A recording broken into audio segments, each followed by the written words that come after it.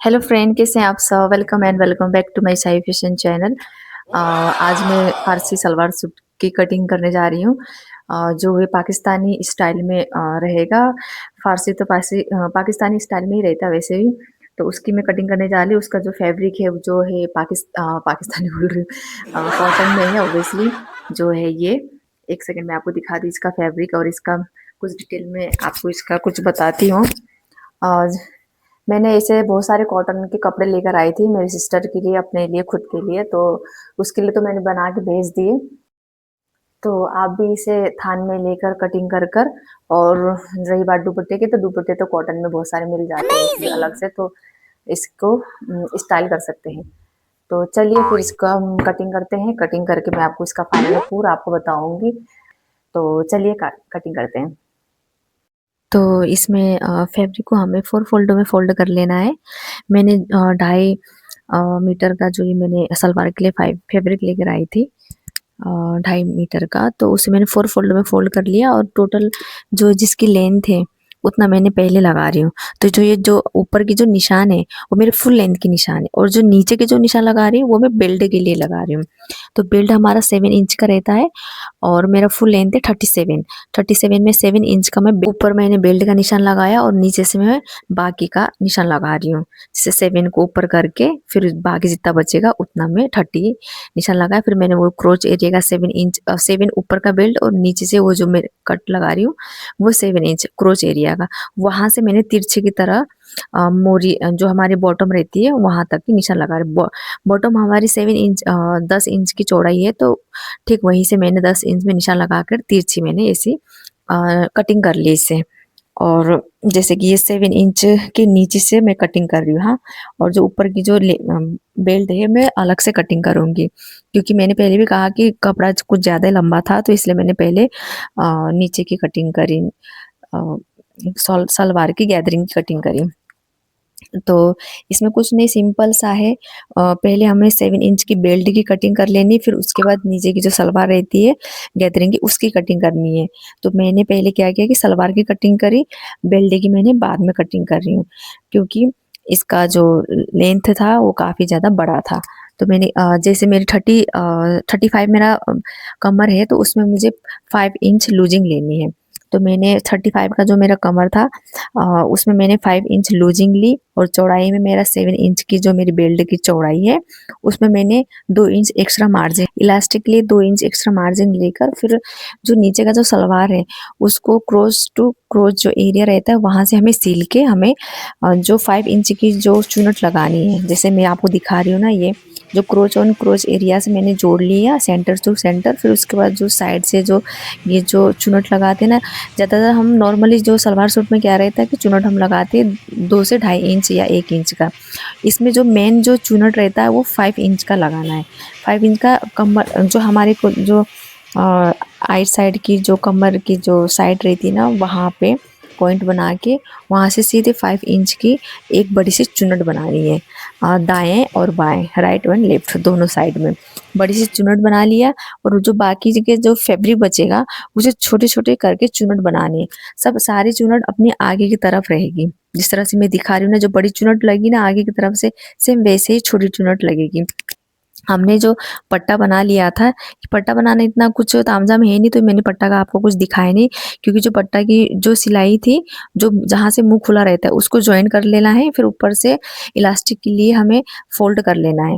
फिर हमारी जो जितनी हमारी जो बेल्ट की जो हमारी साइज है उसी साइज में हमें नीचे का जो गैदरिंग किया हुआ सलवार है उसका बराबर, उसके ही अकॉर्डिंग बराबर कर लेना है। फिर उसके बाद में देखना है कि उसके ही बराबर हुआ है कि नहीं हुआ है, जिस तरह से मैं आपको दिखा रही हूँ सेम इस तरह से, कि जितनी हमारी बेल्ट की लंबाई है उतनी लंबाई में उतनी चौड़ाई में इसकी गैदरिंग बनी है कि नहीं बनी है, ये देखना है।